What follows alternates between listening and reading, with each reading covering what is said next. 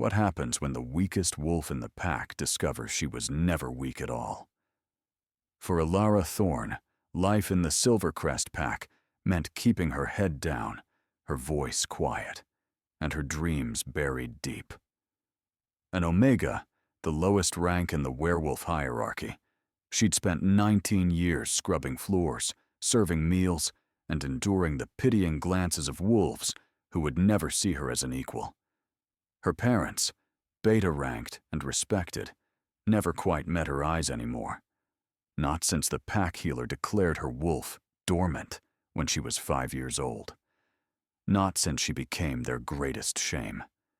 But when Alpha Cade Blackthorn chose the winter solstice ceremony to reject her as his fated mate in front of the entire pack, shattering their sacred bond with a sneer of disgust and 3 words that would echo through the mountains, "I reject you," everything changed.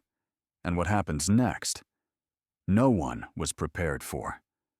Not the Alpha who thought he was choosing power over destiny. Not the pack who threw her into a blizzard to die. And certainly not the 10 ancient warriors who had been waiting in the shadows for 1,000 years for her. The Great Hall of Silvercrest rang with celebration. Wolves from 3 neighboring packs had gathered for the winter solstice ceremony, the most sacred night in their calendar.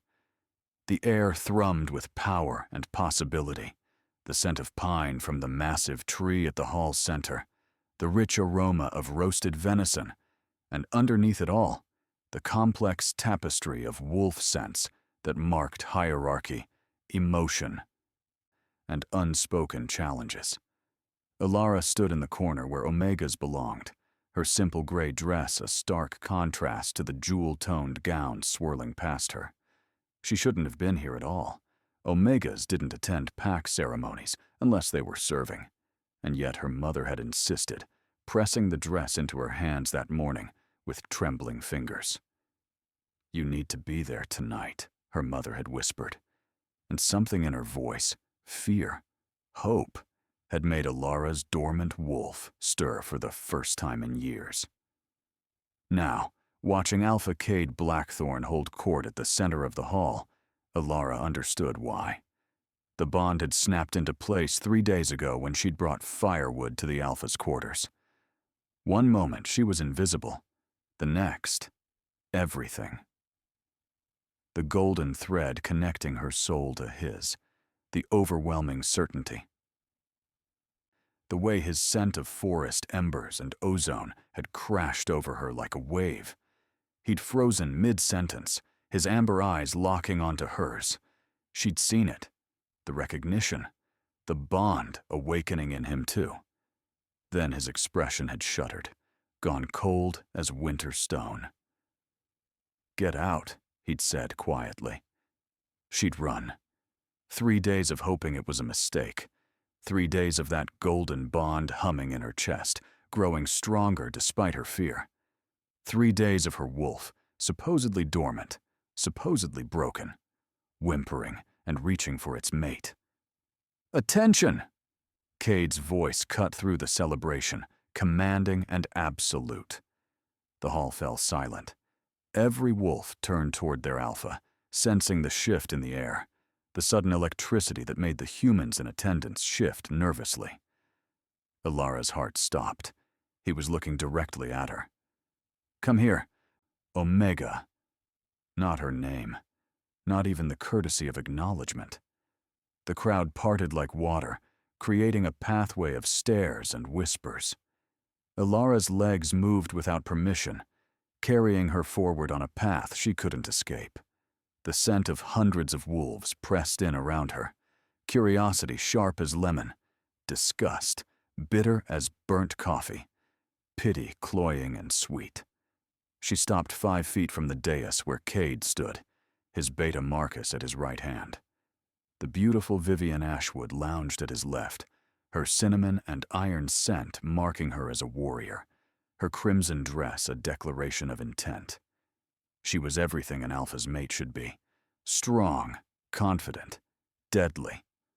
The daughter of the neighboring pack's alpha, a political alliance wrapped in desire. "You feel it," Cade said, his voice carrying to every corner of the hall. Not a question, an accusation. Ilara's throat closed. She managed a nod. The mate bond. He descended the dais steps, each footfall echoing like a death knell.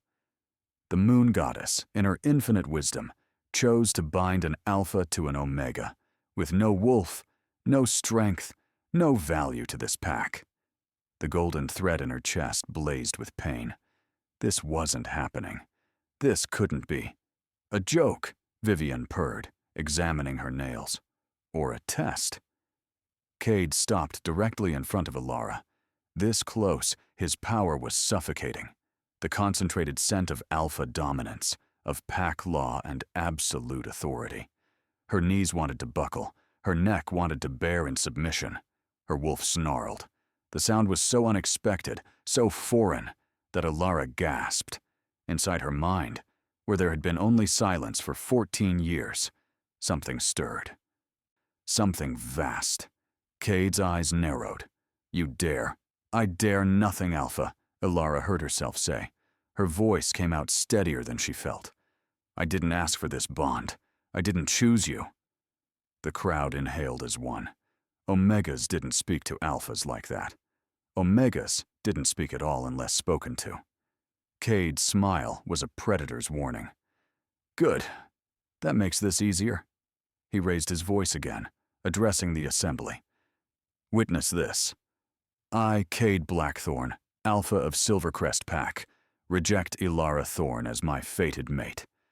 I sever this bond in the sight of the moon goddess and my pack." The golden thread didn't just break, it shattered. Ilara screamed, the pain beyond anything she'd imagined.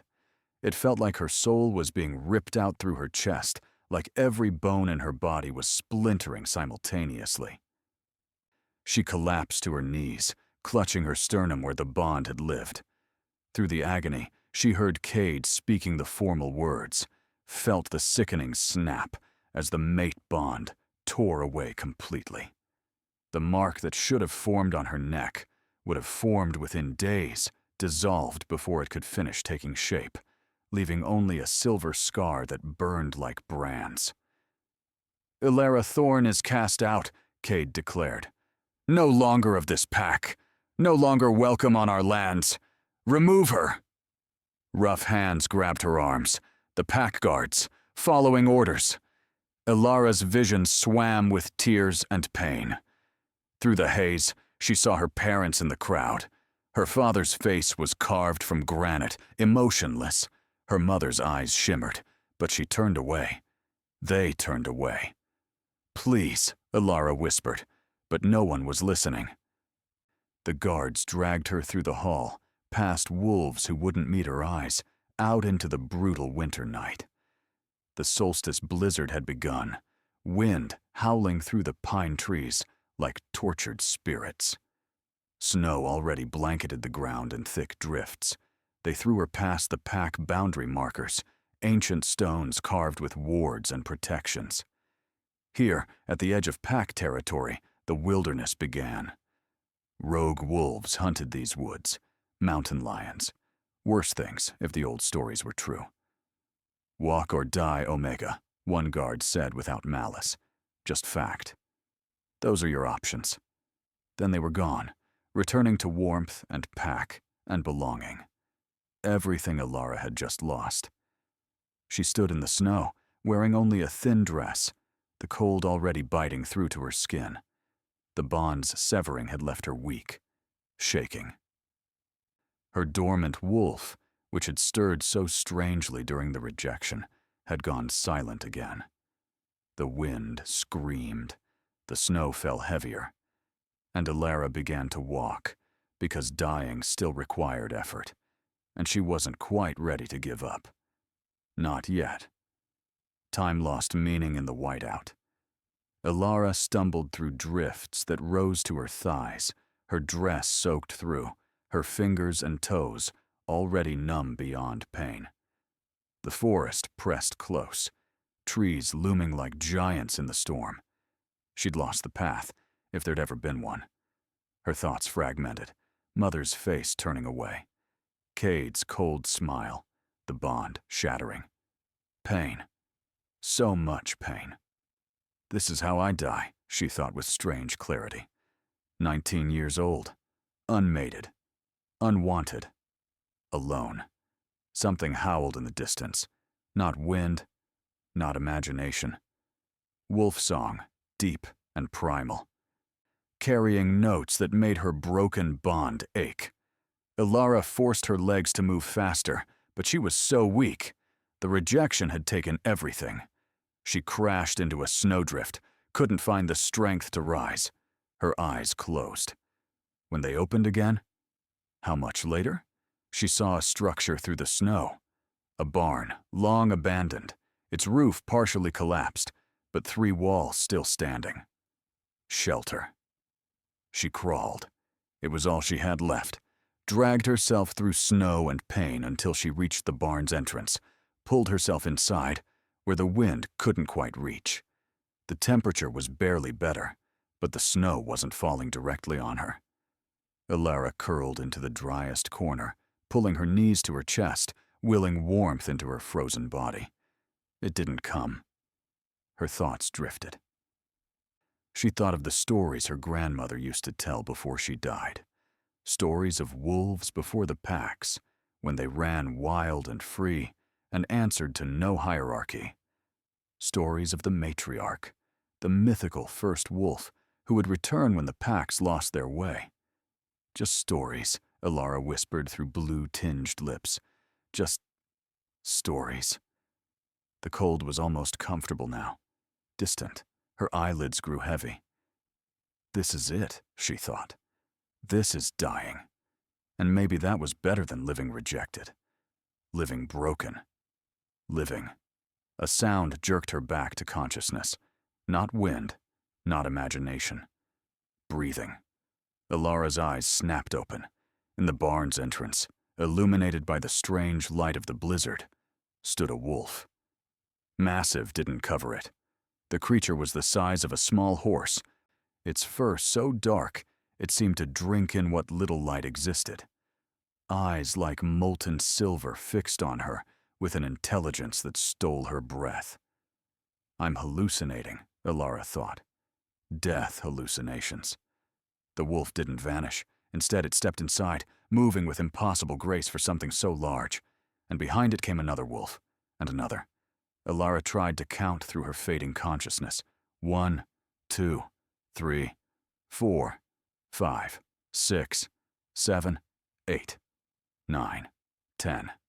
10 wolves, each massive, each moving with that same predatory grace.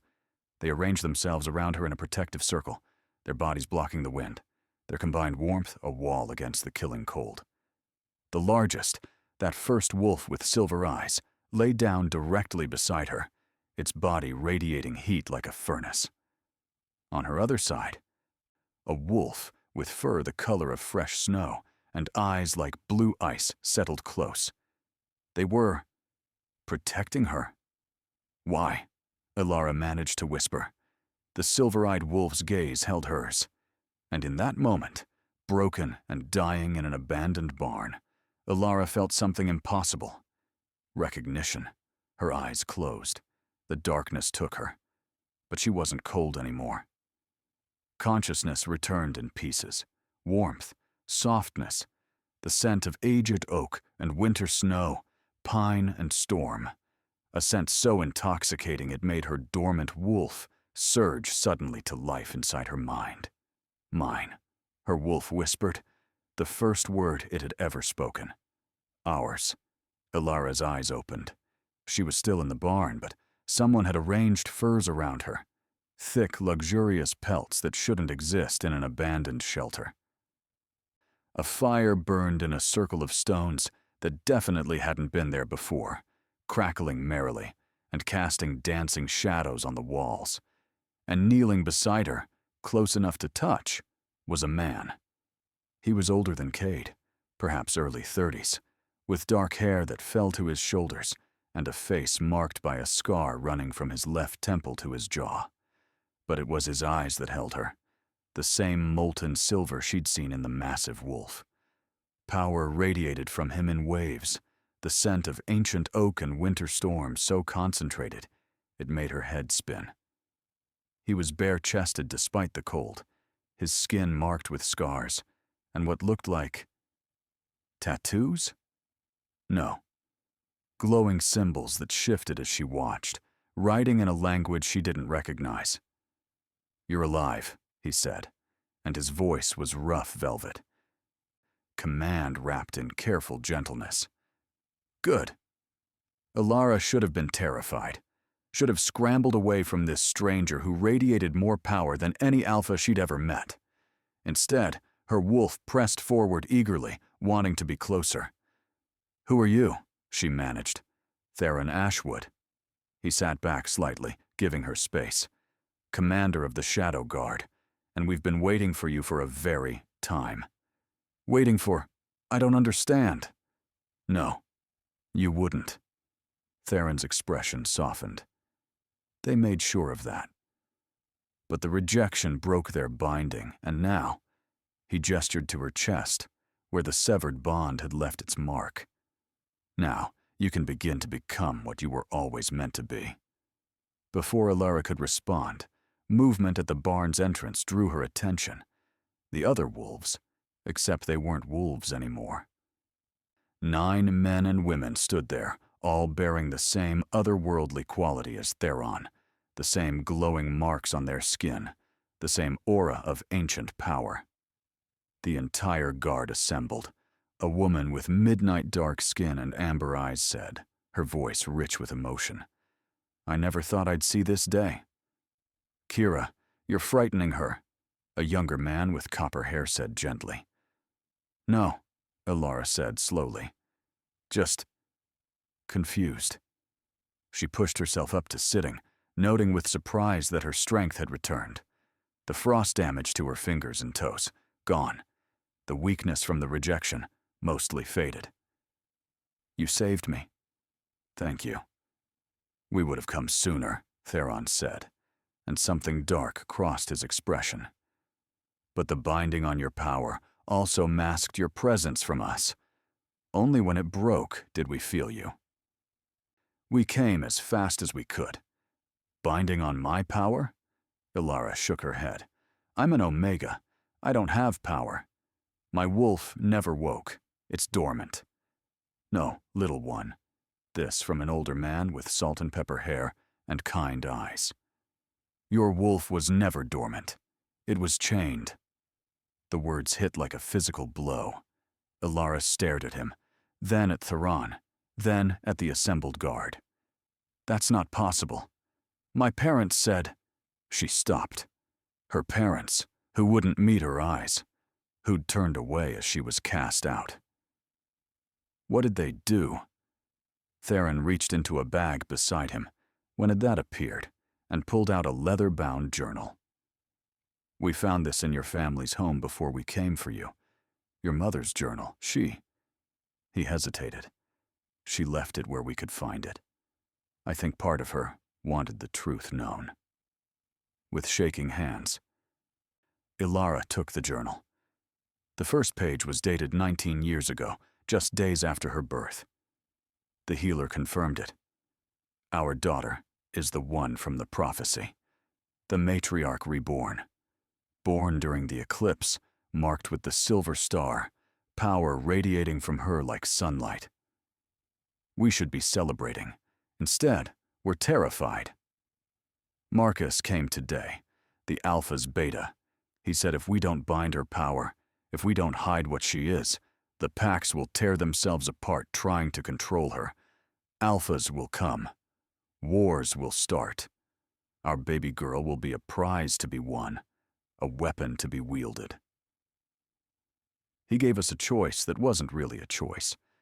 Bind her power until she's strong enough to protect herself, or watch her be destroyed by the very wolves who should serve her. Tomorrow, we go to the witch. Moon goddess, forgive us. The journal fell from Alara's numb fingers. My parents. Bound my wolf? To protect you, Theron said quietly. Or so they thought. The binding was supposed to break naturally when you came of age, when you were strong enough. But the witch they used, he shook his head. She created something more powerful than intended. Only the severing of a mate bond could break it. They didn't realize, couldn't have known, that your fated mate would reject you. Cade, Alara whispered. She pressed her hand to her chest, where the bond scar still burned. He broke it. The rejection shattered the binding. Yes. Theron's silver eyes were intense. And now your wolf is free. But Alara, she's been caged for 19 years. When she fully emerges, he glanced at his guard, and they nodded as one. It's going to be intense. That's why we're here. To protect you through it. To help you through the transformation. As if his words were a trigger, Alara felt it. A stirring deep inside, like tectonic plates shifting. Her wolf, no longer a whisper, but a roar building in her chest. Free, it howled. Finally free. It's starting, Kira said, moving closer. Everyone, positions. The Shadow Guard formed a circle around Alara, their glowing marks brightening. Theron stayed closest, his presence a steady anchor as the power inside her began to build. Don't fight it, he said. Let her come. We've got you. The first wave hit like lightning. Alara gasped, her back arching as energy exploded through every nerve. Not pain, not exactly, but so overwhelming she couldn't tell the difference. Her bones didn't break but flowed. Restructuring, changing. Fur erupted from her skin in a cascade of silver moonlight. She was shifting, her first shift. And it was nothing like the stories described. Most wolves' first shifts were agonizing, hours of breaking bones and screaming. This was transformation, evolution, becoming. Alara felt her body expanding, growing far beyond the size of a normal wolf. The barn around her seemed to shrink as she rose onto 4 massive paws. The scent map of the world exploded into complexity. She could smell the fear and wonder on the guard's breath, the aged wood of the barn, the storm outside now miles away, other wolf packs in distant territories. And Theron. His scent wrapped around her like a promise, aged oak and winter, protection and power, and something that made her new wolf purr with satisfaction. Not, her wolf said. Not fate. Choice. The transformation completed, and Alara stood taller than any wolf she'd ever seen. Her fur glowed like captured moonlight, silver and white and iridescent blues that seemed to shift with each breath. When she looked down at her paws, she saw they left glowing footprints that faded slowly. By the moon, someone breathed. Alara turned her massive head to see her reflection in a pool of melted snow. Her eyes, no longer human brown but brilliant gold, shot through with silver. The mark on her forehead, a crescent moon surrounded by stars. She is the matriarch, a voice whispered in the wind, not spoken aloud. Ancient. The moon goddess herself, recognizing her daughter. Alara threw her head back and howled. The sound shook the barn's remaining walls. It carried across the mountains, through the valleys, into every pack territory for 100 miles. A declaration, a warning, a promise. The matriarch had returned. The days that followed blurred into a strange new rhythm. Theron and the Shadow Guard moved Alara to their actual sanctuary, a fortress hidden in the deepest part of the mountain range, protected by wards so ancient they hummed with power. Here, she learned to shift at will, to control the immense strength that now lived in her bones. But the physical transformation was only the beginning. Close your eyes, Theron instructed one morning as they stood in the training courtyard. Feel the threads connecting you to every wolf in range. Ilara obeyed, extending her senses the way he'd taught her. And there, like a vast web of golden light, she felt them. Hundreds of connections. Thousands. Every wolf in the surrounding territories, their emotions and states of being flowing to her in a constant stream. This is empathy, Theron explained. Every matriarch had it. You can feel your people, understand their needs, heal their hurts. It's overwhelming, Ilara admitted.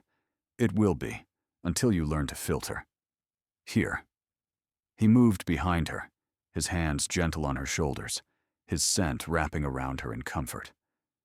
Focus on just one thread. Find Kira. Ilara searched through the web of light, found the blazing bright thread that could only be the fierce warrior woman. Following it, she sensed Kira in the weapons room, cleaning blades, her emotions a mix of contentment and anticipation. I feel her, Ilara breathed. She's happy. Good. Now try me. That thread was different, thicker, brighter, pulsing with a connection that went beyond mere pack bonds. When Ilara followed it to Theron, she gasped. His emotions were carefully controlled on the surface, but underneath, devotion so fierce it stole her breath, protective instinct, pride in her progress, and desire, kept carefully leashed, but unmistakable. Her eyes opened, meeting his silver gaze. I feel you. I know. His thumb brushed her shoulder, a barely there touch. The bond between a matriarch and her chosen guardian is unique. Not fate, like what you had before. Choice, free will, but no less powerful. Is that what we are? Ilara asked quietly. Matriarch and guardian? We can be. Theron's voice was rough. If you choose it. But there's no rush, Ilara. You're still healing from the rejection, still discovering your power. I'm not going anywhere. She believed him. Over the past weeks, the Shadow Guard had become her found family, each member unique, each devoted not to her power, but to her. Kira, fierce and loyal, who taught her hand-to-hand combat. Dane, the copper-haired one, who made her laugh with terrible jokes during grueling training sessions. Old Matthias, who shared stories of the ancient matriarchs. Sarah, who taught her the healing arts. Finn, Rook, Lyra, Jax, and Reese, each contributing their own gifts, their own pieces to her education. They weren't servants. They were partners. Protectors, yes, but also teachers and friends. Tell me about the prophecy, Ilara said one night as she sat with Theron under the stars. The real version. Theron was quiet for a long moment. Then he began to recite, his voice carrying the weight of 1,000 years. When the eclipse darkens the moon and stars align in ancient pattern, the matriarch will be born. She will come marked by silver, blessed by the goddess, hidden until the packs forget what they lost. She will rise from rejection and abandonment, from death and despair. And she will be terrible in her power. Not terrible as in evil, but terrible as in awesome, in the old sense. Magnificent and fearsome and absolutely just. She will come when the packs have lost their way, when hierarchy has become cruelty, when the strong devour the weak without consequence. And she will remake the world. That's me? Ilara's voice was small. That's a lot of pressure. You don't have to be perfect. Theron turned to face her. You just have to be you. Compassionate, strong, willing to stand up for those who can't protect themselves. You've always had those qualities, Ilara. The power is just amplification. She leaned against his shoulder, taking comfort in his solid warmth. I'm scared. Good. Fear keeps you cautious, but don't let it stop you from becoming who you're meant to be. He wrapped an arm around her shoulders. We've got you. always.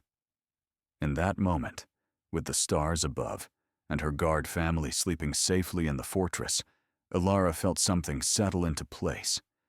This sense of belonging, of purpose, was what she'd been searching for her whole life.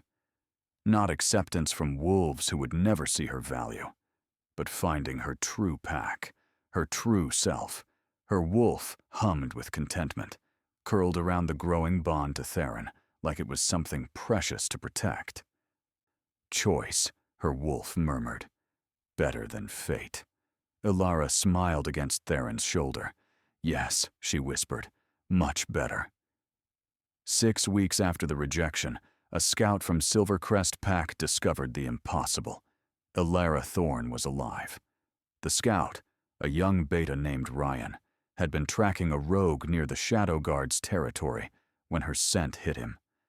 Lavender and morning dew and wildflowers, but stronger now. Richer.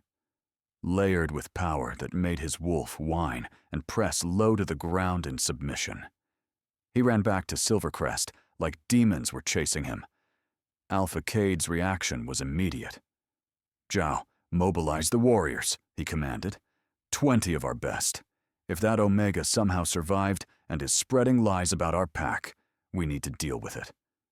Vivian Ashwood smiled, sharp as a blade. "Let me lead the party.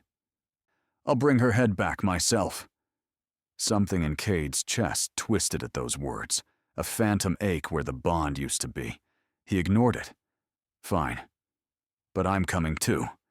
This needs to end definitively." They set out at dawn, 23 wolves including Cade, Vivian, and Beta Marcus, an overwhelming force for one rejected Omega. Overkill, really. They had no idea. The Shadow Guard's fortress emerged from the morning mist like something from legend.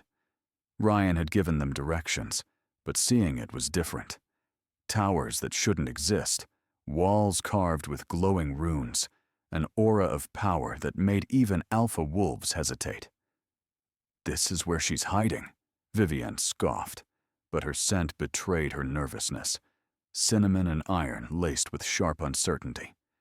Cade shifted to human form, his pack following suit. They dressed quickly in the clothes they'd carried. "Elara Thorne!" he called out, his alpha voice carrying. "We know you're here! Come out!" For a long moment, nothing. Then the fortress gates opened. Elara walked out, and every wolf from Silvercrest gasped. This wasn't the broken Omega they'd cast out. This woman moved with absolute confidence, her head high, her simple leather armor hugging curves that seemed more defined, more powerful. Her eyes glowed gold, even in human form, and the mark on her forehead, that silver crescent moon, blazed like captured starlight. Behind her came 10 warriors, each radiating power that made Silvercrest's finest wolves take involuntary steps backward. And at her right hand walked Theron, his silver eyes locked on Cade with an expression that promised violence. "Cade," Elara said, her voice carrying effortlessly. "I'd say it's good to see you, but we both know that would be a lie." "What is this?" Cade demanded, trying to reassert his authority. "What tricks are you playing?" "No tricks, just truth." Elara stopped 30 feet away, her guard forming a protective line behind her. "The truth my parents bound. The truth you accidentally freed when you rejected me. The truth that's been waiting 1,000 years to return." Vivian snarled and shifted before anyone could stop her, her brown wolf launching forward with deadly intent. She was fast, powerful, a trained warrior. Elara didn't even shift. She simply raised one hand, and Vivian's wolf slammed into an invisible wall of force. The impact knocked her backward, and when she tried again, Elara's eyes blazed brighter. Power rippled out in a visible wave. Vivian's wolf collapsed, unable to move, held down by pure dominance. The kind of dominance that no alpha could match. the kind that legends spoke of. "Stand down," Alara commanded, and every Silvercrest wolf except Cade found themselves obeying, dropping to submissive postures before they could stop themselves. "Impossible," Marcus breathed. "You're an Omega. You can't." "I was never an Omega." Alara's voice carried absolute certainty. "I was bound, hidden, protected from wolves who would have tried to control me before I was ready." Her gaze found Cade. "Ironic, isn't it? You rejected me for being weak. If you just waited, you would have had everything you wanted. Power, status, a mate who could have made you unstoppable." Cade's face had gone white. "This is a trick. Some kind of spell." "Show them," Theron said quietly. Alara nodded and shifted. The transformation was instant, effortless. One moment a woman, the next a wolf of legend. Massive, glowing, terrible in her beauty. She stood easily twice the size of even the largest alpha, her fur shifting colors in the light, her golden eyes blazing with ancient power.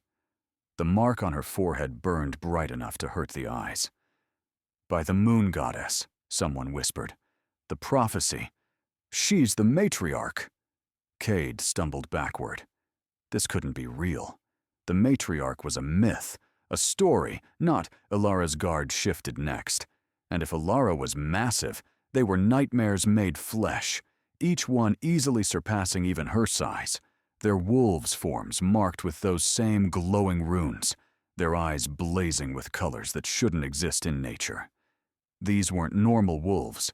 These were dire wolves. Ancient guardians, the elite protectors that had served matriarchs since the first packs formed. Silvercrest's war party was suddenly, terrifyingly outmatched. Alara shifted back to human, her armor reforming around her with that same casual display of power. "Here's what's going to happen," she said, her voice carrying judgment. "You're going to go back to Silvercrest. You're going to tell them what you saw. And you're going to spread word that the territories under my protection follow new laws now." "You can't just," Cade started. "I can. I am." Power rippled through the air with each word. No more throwing out wolves for being too weak. No more forced pairings. No more treating Omegas like trash. Every wolf deserves dignity, respect, a chance to find their true place. Her eyes locked on Cade. "You wanted to be alpha of a powerful pack. Congratulations, you still are. But you answer to me now. We all do. And if I refuse?" Cade's voice was barely a whisper. Alara glanced at Theron, who smiled without warmth. "Then we demonstrate what happens when alphas forget they're supposed to protect, not dominate. Your choice, Blackthorn." Cade looked at his warriors, still pressed low in submission, unable to rise. Looked at the Shadow Guard, each one radiating ancient power. Looked at Alara, who had been nothing and was now everything. Slowly, maintaining what little dignity he had left, Cade dropped to one knee. "I submit to the matriarch." It cost him. Alara could see it in the tension of his shoulders, the shame in his scent.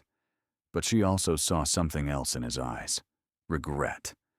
Real, cutting regret for what he'd thrown away. "Vivian Ashwood," Alara said, turning to the warrior woman still held by her power. "You attacked your matriarch. Normally, the punishment would be death." Vivian's eyes widened with fear. "But I'm not interested in ruling through fear and execution." Alara released her hold. "You're stripped of your warrior rank. Spend the next year in the Omega quarters of Silvercrest, learning what it means to serve. Learn humility. Learn compassion. Then we'll talk about whether you deserve your rank back." It was a punishment worse than death for a proud warrior. Perfect justice. As for the rest of you, go home. Tell your packs what you saw. Tell them the old ways are returning. Tell them the matriarch has risen. Alara's voice softened slightly. And tell my parents. Tell them I understand why they did what they did. It doesn't mean I forgive them yet, but I understand. They can come speak to me when they're ready to truly apologize, not just to me, but to every wolf harmed by keeping me bound. Marcus bowed deeply. It will be done, Matriarch. As Silvercrest's wolves began their retreat, Cade lingered. I made a mistake, he said quietly, just loud enough for Alara to hear. I know that now. Yes, you did. Alara's voice held no satisfaction, only truth. You rejected your fated mate because she didn't fit your idea of power. You didn't just lose me, Cade. You lost the chance to grow beyond your own ambition. I hope you learned from this. Cade's jaw tightened. Then he nodded, turned, and left. Watching him go, Alara felt the last threads of that severed bond dissolve completely. The pain was gone. The phantom ache, gone. In its place, she felt whole, complete. Well handled, Theron said, moving to her side. Was it? Alara watched until Silvercrest's wolves disappeared into the tree line. I let them live. Kira thinks I should have made a more dramatic example. Kira thinks everything requires dramatic examples. Theron's hand found hers, their fingers interlacing. You showed mercy and strength in equal measure. That's true leadership. That's what a matriarch does. Alara turned to look at her guard, her found family, her chosen pack. They were smiling at her with pride and affection and absolute loyalty. Not because she commanded it, but because she'd earned it. I have a question, she said to Theron. Ask. The mate bond, the chosen one you mentioned. How does that work exactly? Theron's expression softened, his thumb brushing over her knuckles. It's a ceremony, ancient. The matriarch and her guardian stand under the full moon and pledge themselves to each other. Not fate binding them, but free will. Choice. It creates a bond just as strong as a fated mate's, but without the pain of possible rejection, because it's built on trust, respect, and genuine love. And if I wanted that, Alara's heart was racing. With you, his smile was like sunrise. Then I would be the luckiest wolf alive. But Alara, there's no rush. You're still healing, still discovering yourself. I can wait. What if I don't want to wait? She stepped closer, close enough to feel his warmth, to drown in his scent of oak and winter. What if I choose you now? Not because fate demands it, but because you've proven yourself. Because you and your guard saved me. Because you make me feel safe and powerful, and like I can be myself. Then, Theron said, his voice rough with emotion, I would say you've made a wise choice, and I would be honored to stand as your guardian, your partner, your mate, for as long as you'll have me. Their foreheads touched, the mate mark beginning to form on Alara's neck. Not silver like rejection, but gold like choice, like sunlight and promise and everything good. Behind them, the Shadow Guard erupted in cheers. And so Alara's journey from rejected Omega to Matriarch Reborn came full circle. She'd lost everything. Pack, family, the mate bond fate had given her, only to find something better. A chosen family who valued her for who she was. A mate bond built on respect and free will. Power she'd been denied, now fully claimed and wielded with wisdom beyond her years. She established new territories where wolves of all ranks could thrive. She rewrote pack laws to protect the vulnerable. She became exactly what the prophecy promised, terrible in her power, magnificent in her justice, and absolutely unwavering in her compassion. Cade Blackthorn learned humility. Vivian Ashwood learned empathy. And Alara's parents eventually came to her, full of genuine remorse and began the long process of earning her forgiveness. But perhaps the most important lesson was this: sometimes what we think is our ending is really just our beginning. Sometimes rejection isn't failure, it's freedom.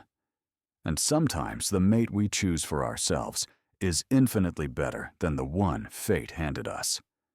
What did you think of Ilara's transformation? Would you have shown mercy to Cade and Vivian or demanded harsher justice? And what do you think happens when the blood moon rises next month, bringing with it the ancient evil the prophecy warned about? Let me know in the comments below. If you enjoyed this story, please like this video, share it with fellow werewolf romance fans, and don't forget to subscribe and hit that notification bell so you never miss the next chapter in the Matriarch Saga. Thank you for listening. We'll see you in the next chapter, where Ilara faces her greatest challenge yet, and where Theron's mysterious past finally comes to light. Until then, may the Moon Goddess guide your path.